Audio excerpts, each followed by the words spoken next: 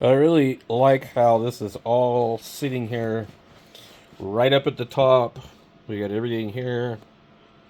So this radio here I'm going to be able to work on and check for the bias, check for the signal coming in. I might be able to inject a signal into it and see if I can get it to transmit. Um, so I don't know particularly which band is what we got going on here. There was another band that could have optionally been here. The other radio that I had was 6 meters, and I cannot remember exactly where it connected at. I'm trying to remember how they had it. It doesn't matter anyway. This is really a gnarly built radio. I think that it might be 100% duty. But down in here, I don't know if we have the tuner unit or the filter unit. I'm not really sure what's what. We probably do need to take a look in here because there could be a nice, crispy 11 meter 28-38-5 surprise. It really could be. So, I wasn't actually going to open it up because I didn't think I would need to, but it's definitely a good idea to have these screws put up so I don't lose them. Okay, we get a couple more. So these radios are really, really well made. I wish that they would make radios this way. Still, I'm tired of these crap ass radios that they're putting out. You're going to see that most of these radios that have been made in the last 5 years aren't going to be around in the next 30 years. This radio here is from 1998, I think. So what does that put it at? About 27 years old. And a lot of these still work, so. And this one can definitely be fixed. That's going to be our tuner. There's a lot of these things floating around in here. And we need to check those and make sure none of those are also bad too. They put everything all on one board, which is kind of cool. And there really isn't any crazy surface mount stuff here. So like you could still fix this, you know. Yeah, there's only like one chip on the whole thing. That's probably controlling parts of this. So this is going to be our low pass filter unit, whatever you want to call it. So this is probably 60 or 30 meters. And since it ain't there, that's not good. Judging by the size of these, I would say this is 160. This is 80. That would have been 60, 40, 20, 15, and then this will be 10 and 12. So this looks very much like an LDG, doesn't it? Got a couple of pretty good sized coils. And so I think this is probably one of the first radios where they switched from what they used in the 450s and the 440s. Where they moved away from a motorized variable capacitor setup. And we'll move to this. So this is what they're basically using in all radios nowadays. I don't think there's any radios anymore that use the stepper motor stuff. These, in my opinion, are the worst tuners as far as the range. But probably you shouldn't be tuning anything that these can't tune. So With this particular radio, we're seeing we have power in right here, and we power out, which I'm not really sure why these are jumpered, almost like they're bypassing this circuit. I'm gonna have to pull the schematic to look and see, but I think it feeds from here directly, and I don't know. It doesn't make sense exactly. Alright, I'm gonna have to pull up the schematic. Alright, I just realized something. I went to go look at the serial number, and it is a DG. It's made in Japan. Unlike the ts-570d that's made in Taiwan. It doesn't say JVC Corporation on it, which is good. Still says Kenwood. I don't know what the serial number indicates on this at all, but it's a G, which is good. So it's a later one. So that means that we need the other manual. And we're going to see if this is it.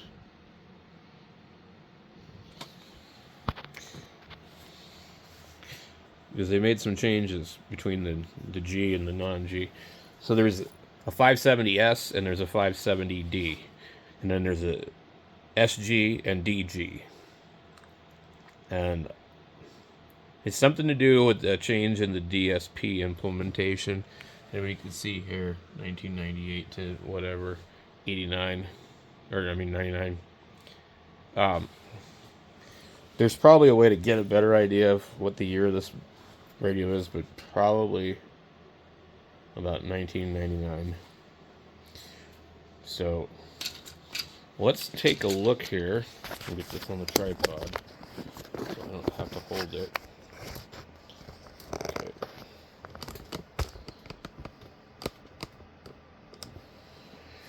Alright, so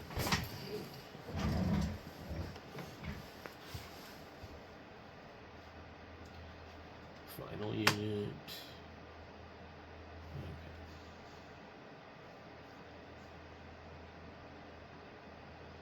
Very long parts list usually.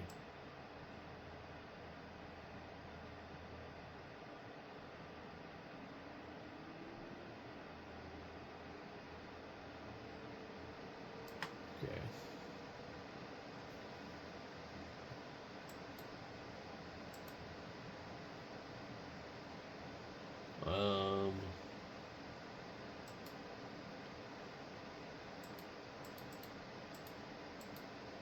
I'm going to go for 50%. I want to be able to see the whole thing. Man. Okay. And then it shrinks back down.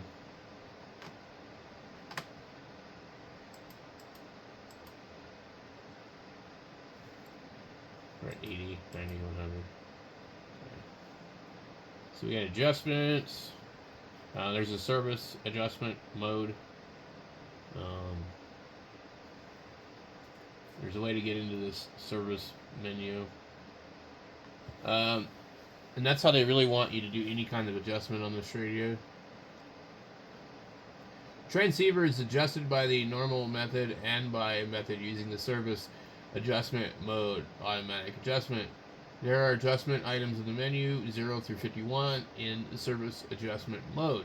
All adjustment data are saved in the EEPROM.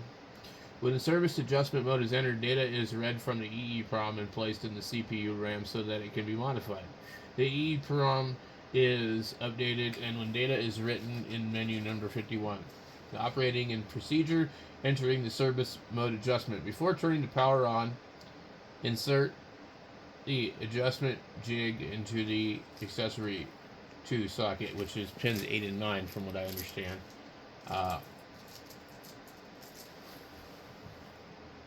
It even says something right here that's handwritten. I can't read it,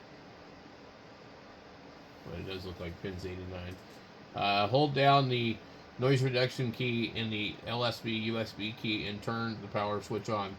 The display shows the A and D adjust, then the adjustment mode menu. After adjust appears, remove the short plug from accessory 2. The transmitter cannot be adjusted without removing it. And it goes through the different things. None of this should be anything that I need to check at this point.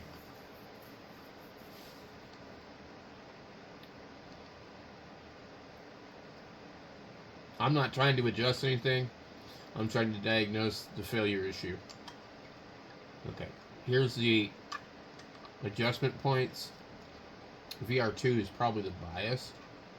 You see VR2 over here, a couple of other ones, VR1.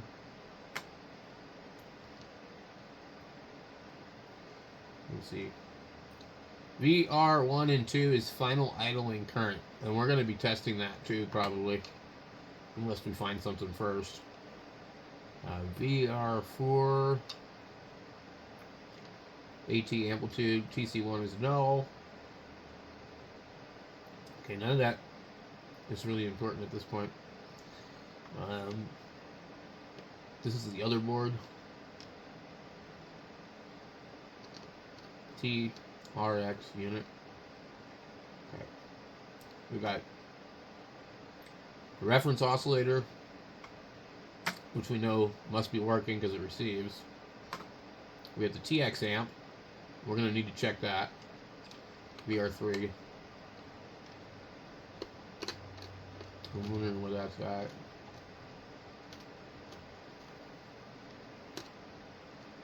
We'll blow this up a little bit.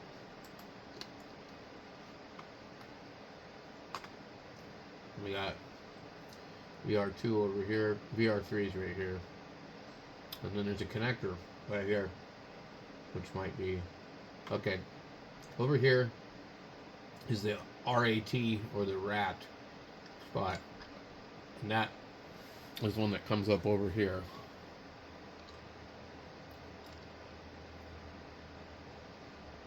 Or actually right here. Well, you guys can't see it. I'm not going to move the camera, but anyway.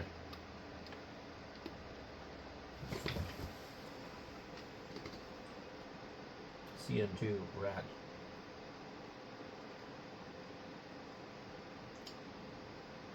Okay.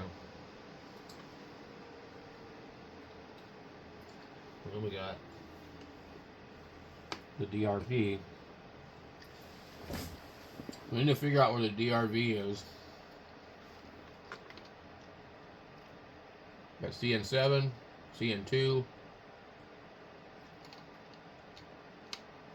CN5. There's a lot of these cables. All right.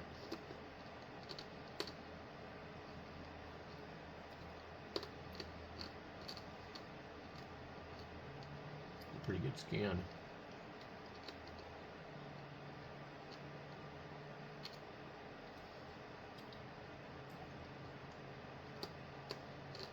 Color scan.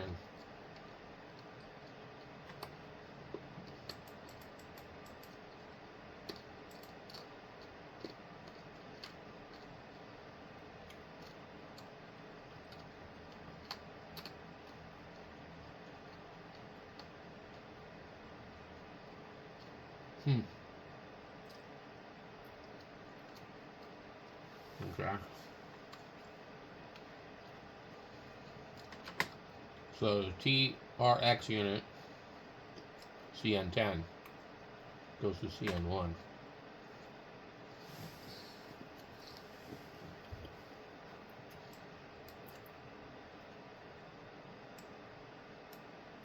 Boom.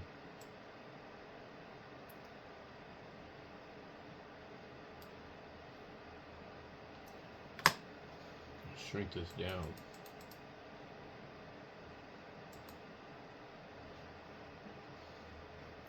I wish I could move this thing like normal.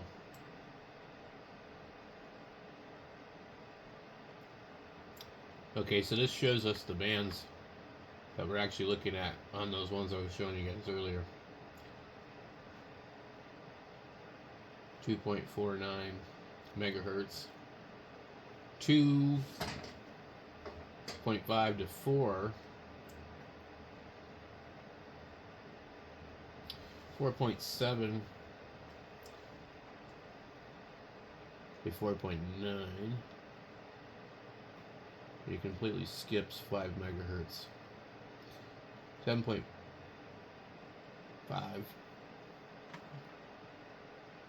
to 10. No, that doesn't make sense. 7.5 to 14. 10.5 to 14. I don't know what exactly they have going here. I'm not worried about it. So we're looking at L16 goes in. What I'm trying to find is they have this cable, and I almost wonder if it's a jumper cable. It looks like it's probably right here. It says 100 watts, 100 watts, 100 watts. What the fuck is this? Nope, not that. Okay, so we've got CN14, which says power out. CN14 is over here. It shows CN14 going to CN15. And CN14 is over here, and it is the power out.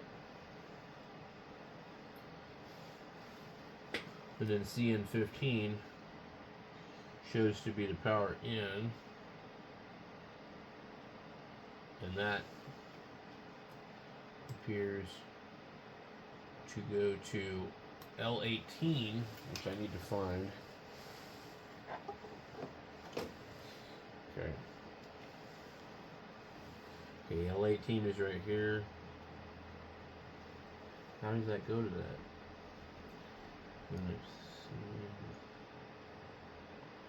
Okay. So for some reason they just run this jumper over here and it goes near this relay. It doesn't actually mean anything. Okay. So that goes to L18. And that's a binocular core, whatever you want to call it. And there's an RF detection circuit in between there and L20, which is right in front of it. So here's what we're looking at.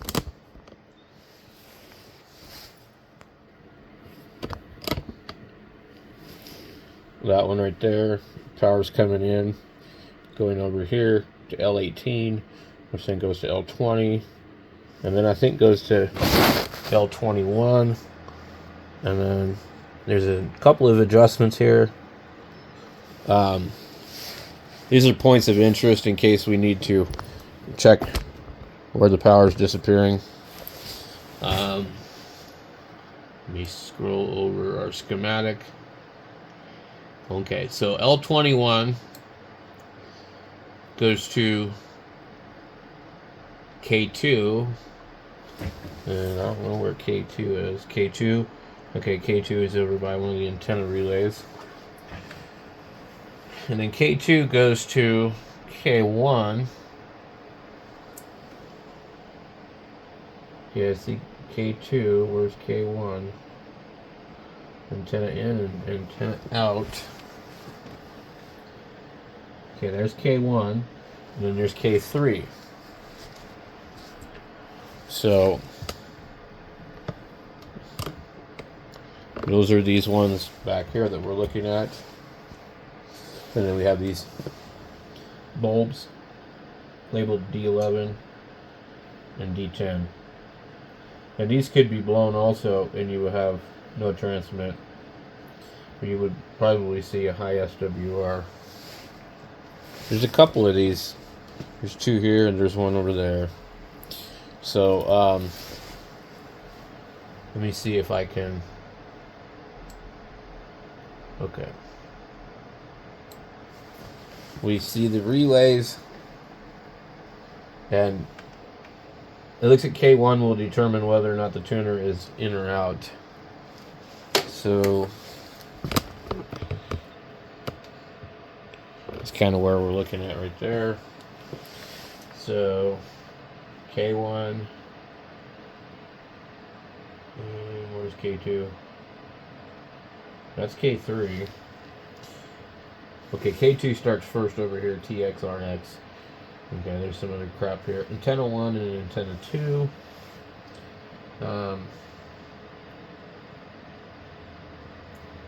Looks like those are switched by a different one. It's kind of hard to see what the hell's going on here. Okay, so this connection here has nothing to do with these. This is the TXRX unit CN1, and that's feeding CN2.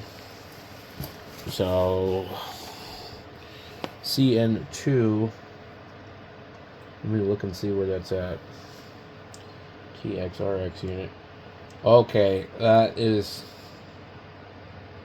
what they call a rat or whatever, but that's going to be for the receiver. So if you unplug this, you should lose receive, is what I'm guessing. And that's going to K2 over here, which determines whether or not it receives or transmits. Okay. And then, so that's your, if that relay is bad, you won't transmit also. Okay.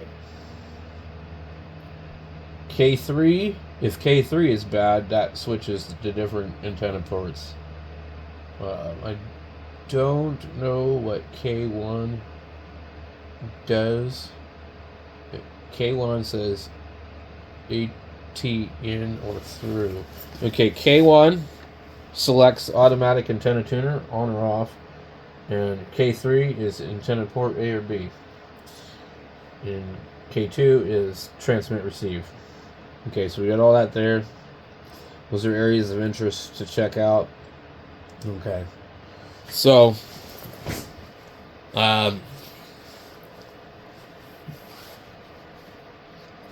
basically, we're going to end up finding out if there's a signal going into this thing. And once we get to that point, we'll know whether we need to really go back and look at this kind of stuff. But this is definitely, I like this, because I've run into manuals where I could not read the red writing, or I couldn't read the values on some of the stuff. So this is going to be pretty easy to read. And we've got these here. We can kind of figure out what band they might be, but it really doesn't matter because we're not going to be having that problem with this, I don't think. Let me get this slid over here.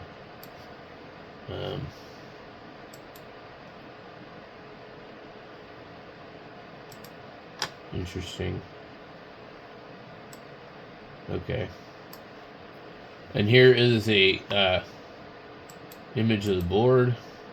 It's pretty detailed.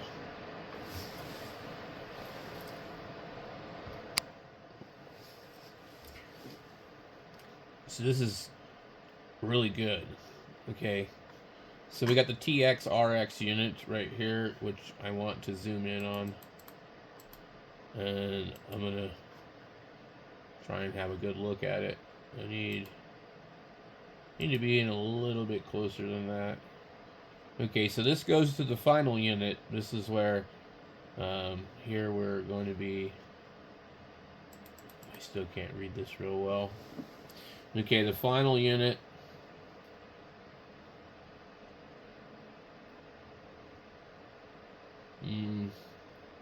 Okay, so that goes to the rat. This is just like the other thing where there's multiple. This is an RF unit, basically. Muting. Yeah, see, this is for receive. Okay, now we have the DRV, which is drive. That's the final unit, and it goes to CN1. Okay, so I've already identified that one on the board. So here's the drive amp right here, and we're going to need to check to see if there's any problem over here. And in the past, when I've worked on Kenwoods, there was no drive, or it was too low.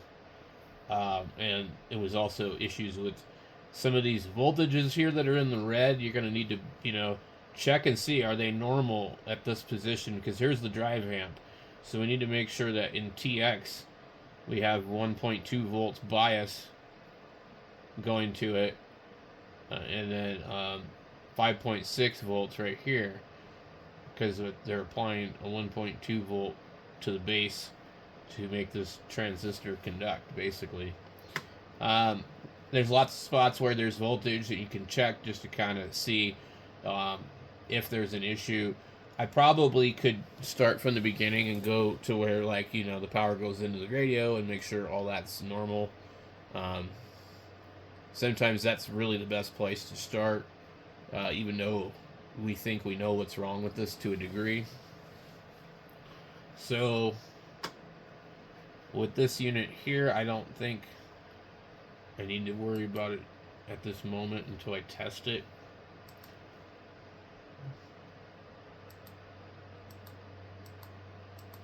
And then there's also this spot here where all the power comes in, and that's another good place to check. It means you might check everything else, it might look good, but maybe one of the connectors is not good and it's just not getting voltage. Okay, we have the TRX RF unit W1. I'm not sure what we're looking at here.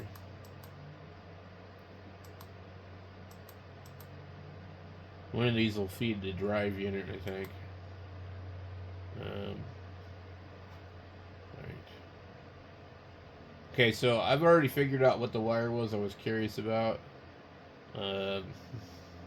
So the next step is going to be testing this, and we'll do that in another video. So thanks for watching. I'm just doing this as a step-by-step because it's going to be a long video otherwise. So follow along if you want, or don't.